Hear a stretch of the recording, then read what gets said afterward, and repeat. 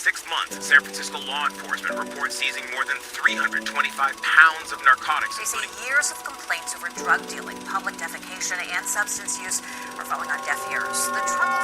I have been living in the San Francisco Bay Area for 19 years, all of it spent in the mortgage banking and real estate space. And over the last 6 years, my main focus and aim in this business has to be the #1 social media lender in the entire market, while also helping lift the entire real estate community to become better and more effective marketers. Today, I'm gonna do a contrast and take you on a little bit of a journey where we take New York City of the 1980s and pit it against San Francisco of today. Now, this is being talked a lot about in the national media. And for people that live between both cities and have left, unfortunately, both cities, it's going to remain a hot button topic. Now, at the end of the day, all of us that root for San Francisco, have a connection to it, or still live in the Bay Area, want it to win. And we want it to win badly because of the reasons why we came here in the first place. Personally speaking, I came 19 years ago because I wanted to live in a city that had culture and was a huge melting pot of all walks of life, where I knew personal growth would be not only challenged, but would actually be there for me in an untapped way. San Francisco to me was always that unique place that if you stopped at any moment, whether it was in an elevator or in passing by someone on the street, if you asked them, "How are you doing today?" or "Hello," it might lead to probably one of the most interesting conversations you're gonna have. On top of that social interaction, this is a place and the epicenter of all things innovation, technology, biotech, media, marketing, and medical innovation. And if it's not fixed or addressed, a city and a market that's already lost $7 billion with a B dollars in economic revenue will continue to further decline and turn into something that was once thought of as a great city. So we're gonna unpack some of these social and systemic issues and try and learn from what New York did when they pivoted and adjusted to take their city from heading in one direction to a place that was thriving, and see how San Francisco can also learn from this to turn its city around. My name is Arjun Dhingra. I am a mortgage banker of 22 years, having worked here in the San Francisco Bay Area for 19, a former 2-time world champion in Taekwondo, former Team USA co-head coach, father to 2 beautiful girls, and a marketing and social media enthusiast. Now, I put out these videos to help educate people, inspire them, and get them to think about the market and financial literacy in different ways. So if you like what you're watching, please subscribe to it because it helps me reach more people and come up with even bigger video concepts. So let's get into it. You want to picture New York in the 1980s and pit it against what San Francisco looks like right now, and they're very similar. You have citywide policies of decriminalizing certain behaviors, which ultimately is leading to more crime and also a rise in homelessness. An onslaught of drugs and other social systemic breakdowns are starting to actually creep through the entire city as well. Now, we're talking about New York, so this is not the New York that you saw glamorously portrayed in films. This was a city that was really on the brink. Let's dive into some numbers. In 1980, the city had over 2,000 homicides and just over 120,000 reported robberies, which was the highest in the city's history. Now, the heart of this crisis was rooted specifically in crack cocaine addiction, and the numbers were absolutely shocking. In 1988, it was reported that nearly 600,000 New Yorkers were actually addicted to the drug. This wave of addiction ignited crime rates and led to a full deterioration in systemic social culture. Now, enter Mayor Ed Koch, who served in 1978 through 1989 as the city's mayor. And despite the city's growing problems and dire outlook, he faced the situation head on and was very optimistic about what he could accomplish. Now, Mayor Koch understood that to address homelessness, you're going to first have to fix the housing side of the equation. So he got the city to invest over $5 billion to rehabilitate over 200,000 units of affordable housing that would take another decade or so to actually complete.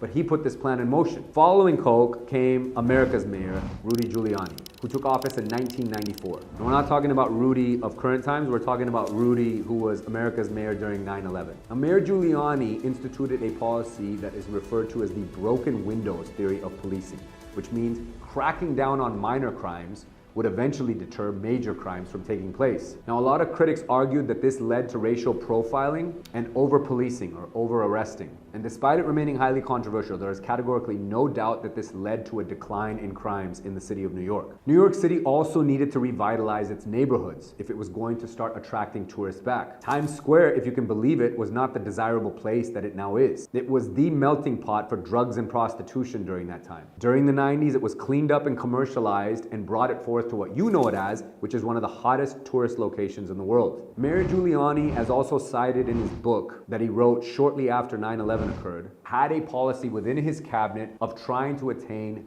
small victories each and every day. Nothing gains the trust of a city's population than knowing that their leadership is actively out there fighting for the things that citizens are most concerned about and not turning a blind eye to them. This is certainly something that San Francisco can learn from. So let's flash forward to the San Francisco of today.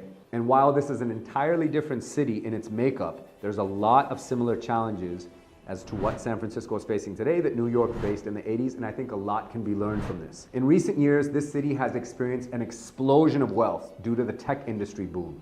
And like all booms, it has raised housing prices to huge astronomical levels, making it one of the most expensive cities to live in the world. This is one of the factors that has led to the surge in homelessness. As of 2023, there are varying reports, but OverSF reports that 7,700 residents are actually considered homeless, but the real number is believed to be much, much higher than that. McKinsey reported that there are over 38,000 homeless people in the Bay Area, which is an increase of 35% since 2019. Now, if you walk through this city, none of these numbers are surprising because you see it everywhere. And it's not something that's just happened recently.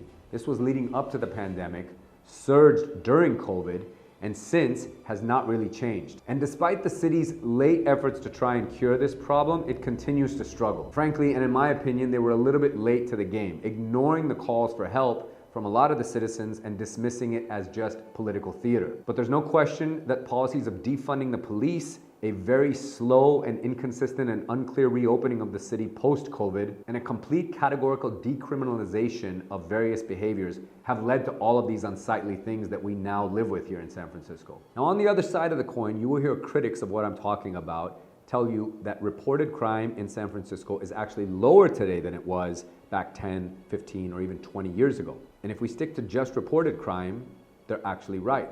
However, most crimes in this city are not reported. Reasons for this will vary, but some include that sometimes the police won't even respond to a call that you might make to report a crime, such as getting your windows broken or your car broken into. That happened to me 3 times during the pandemic. I never reported it, so there's 3 additional crimes that aren't part of the number. You guys get what I'm saying. And most all other crimes of petty theft never actually make it into the official stats. So for those of us that walk the streets and have been walking around for the last 5 years, we can see it clear as day that there's been a massive uptick in crime. The shattered glass on the streets, the discarded or unwanted personal items from a recent theft that are laying scattered all over a sidewalk, and even the organized crime rings that have been wreaking havoc on major retail stores. Those videos you can see for yourself because they've been viral all over social media for the last few years. So the really truly felt crime numbers are actually much, much higher. And when those of us that are calling for and saying that crime is at an all-time high and at levels that we've never experienced, this is actually what we're referring to.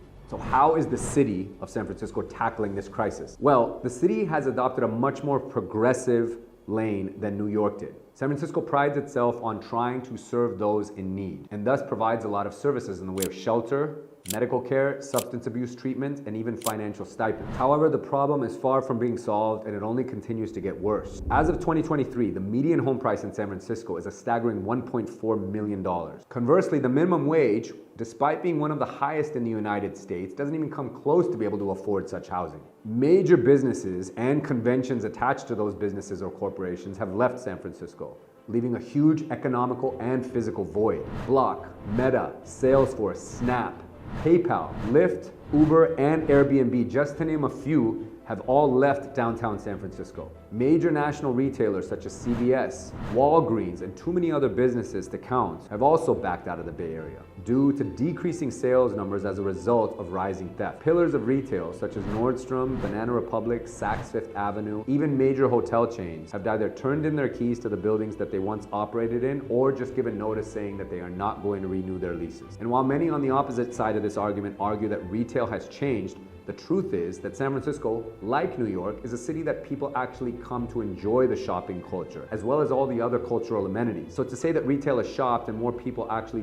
prefer to do their shopping online is not accurate. These retailers undoubtedly are pulling out, because of the laws and the policies that are in place that aren't protecting their business. Since 2020, San Francisco has lost over 70,000 of its residents. The Bay Area as a whole has lost over 350,000 residents. Downtown activity itself here in the financial district and surrounding areas of San Francisco is just 32% of what it was pre-pandemic. And this is a massive deal because, as I mentioned earlier in this video, economically speaking, $7 billion in economic revenue and growth is now out. Now, it's not all doom and gloom. Despite all these negative facts, the city is making some strides in key areas. The city has established what are called navigation centers, which are centers that provide intensive care solutions to help people transition into actual long-term solutions from a housing standpoint. The city also recently secured funding to provide housing to over 2,000 homeless residents. So if all these strides are being made, why is the city continuing to still struggle? Well, you have a high cost of living, which has been driven by the tech industry's wealth. You have an exodus of citizens no longer providing a rental income base to the owners or landlords of such buildings and units. Businesses in the surrounding areas not being able to survive because there's not as much foot traffic, so they turn in the keys, and the whole thing turns into a doom loop. And also, as previously mentioned, there was a major pushback towards modern policing, with residents advocating for a more holistic approach to addressing crime. Like other policies here in San Francisco, this has also not worked, as evidenced by last year's recall of the current DA, who resided over a very large faction of very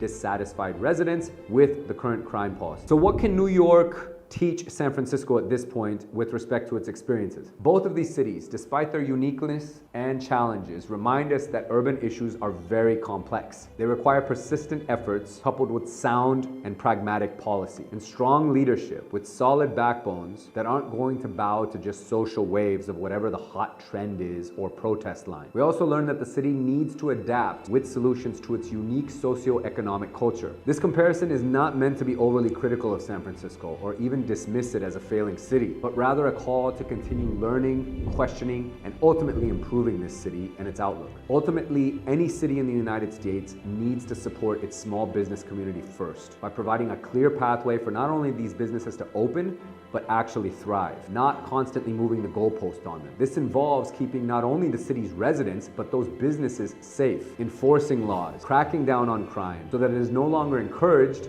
but outright discouraged. I hope this deep dive gives you a fresh and renewed perspective of what contrasts there are between both cities, what San Francisco can learn from New York of the 80s, and hopefully offer a start on some solutions that all of us can start to put our heads together and encourage our city's leaders to put into action and turn this city around and return it, ultimately, to its glory days. I hope you found this discussion intriguing or that it made you want to learn more about San Francisco, its current business and real estate market. Comment below to share your experiences on the situation if you've been here recently or many years ago. And I look forward to bringing you more videos on this topic as the situation continues to evolve into 2024. Thanks for watching.